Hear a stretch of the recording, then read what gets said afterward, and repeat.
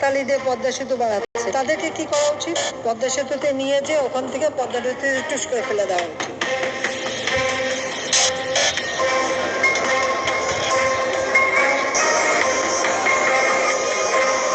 21 November সশস্ত্র বাহিনী দিবসে সেনাকুঞ্জে বিশেষ অতিথি হয়ে গেলেন বিএনপি চেয়ারপারসন বেগম খালেদা জিয়া।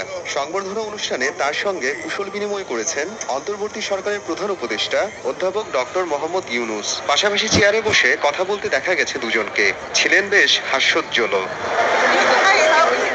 প্রধান উপদেষ্টার অফিসিয়াল ফেসবুক পেজেও শেয়ার করা হয়েছে কয়েকটি ছবি। তবে সবকিছু ছাপিয়ে সবখানে আলোচনায় বেগম জিয়া ও ডক্টর ইউনূস। বিকেল থেকে নেটিজেনদের নানা পোস্ট আর কমেন্টে সরব ফেসবুক। তাদের দুজনের ছবি শেয়ার করে অনেকে স্মরণ করিয়ে দেন হাসিনার একটি মন্তব্যকে। কোরআনের আয়াত উল্লেখ সহ একটি কার্টুন ও বৃহস্পতিবারের ছবি শেয়ার করেছেন বেশিরভাগ পোস্টদাতা। দম্ভ নিয়ে মহান সৃষ্টিকর্তার বাণীও তুলে ধরেছেন তারা। সামাজিক যোগাযোগ মাধ্যমের এই ট্রেন্ডে গা ভাসিয়েছেন আইন উপদেষ্টা আসিফ নজরুল নিজেও।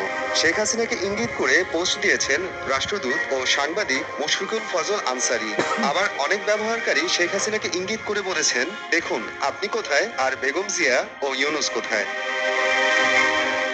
এক যুগ পর সেনাকুঞ্জে সশস্ত্র বাহিনী দিবসের সংবর্ধনা অনুষ্ঠানে যোগ দেন বিএনপির চেয়ারপারসন খালেদা জিয়া। সেনাকুঞ্জের অনুষ্ঠানে তিনি ছিলেন সবার মনোযোগের কেন্দ্রবিন্দু। প্রধান উপদেষ্টা ডক্টর মোহাম্মদ ইউনূস, সামরিক কর্মকর্তা এবং বিশিষ্টজনরাও তার উপস্থিতিতে উচ্ছ্বসিত হন। আলাপচারিতায় অংশ নেন তরুণ উপদেষ্টা নাহিদ, আসিফ ও মাহফুজও। অনুষ্ঠানের প্রধান অতিথি হিসেবে বক্তৃতার শুরুতেই বেগম জিয়াকে অনুষ্ঠানে স্বাগত এবং অংশগ্রহণের জন্য ধন্যবাদ জানান অধ্যাপক ইউনূস। বেগম খালেদা জিয়া আজ এখানে আমাদের মধ্যে উপস্থিত আছেন।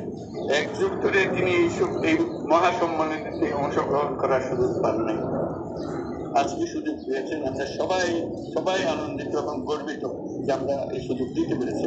শারীরিক অসুস্থতা সত্ত্বেও এই বিশেষ দিবসে সবার সঙ্গে শরীর খাওয়ার জন্য আপনাকে আবারও ধন্যবাদ। আমরা তার আশু প্রভুমুক্তি কামনা করছি এবং এই অনুষ্ঠানে বিশেষভাবে স্বাগত জানাচ্ছি। সাবেক সেনাপ্রধানের স্ত্রী, সাবেক প্রধানমন্ত্রী ও বড় রাজনৈতিক দলের প্রধান হওয়া সত্ত্বেও গত 12 বছরে সেনাকুঞ্জের অনুষ্ঠানে যেতে পারেননি বেগম জিয়া। মূলত 2008 সালে অনুষ্ঠিত নবম জাতীয় সংসদ নির্বাচনে জয়লাভের পর থেকেই রাজনীতির মাঠে বিএনপিকে কোণঠাসা করার প্রক্রিয়া শুরু করে আওয়ামী লীগ। 2010 সালে দীর্ঘ 40 বছরের স্মৃতিবিজড়িত ঢাকা সেনানিবাসের শহীদ মইনুল রোডের বাড়ি থেকে উচ্ছেদ করা হয় খালেদা জিয়াকে।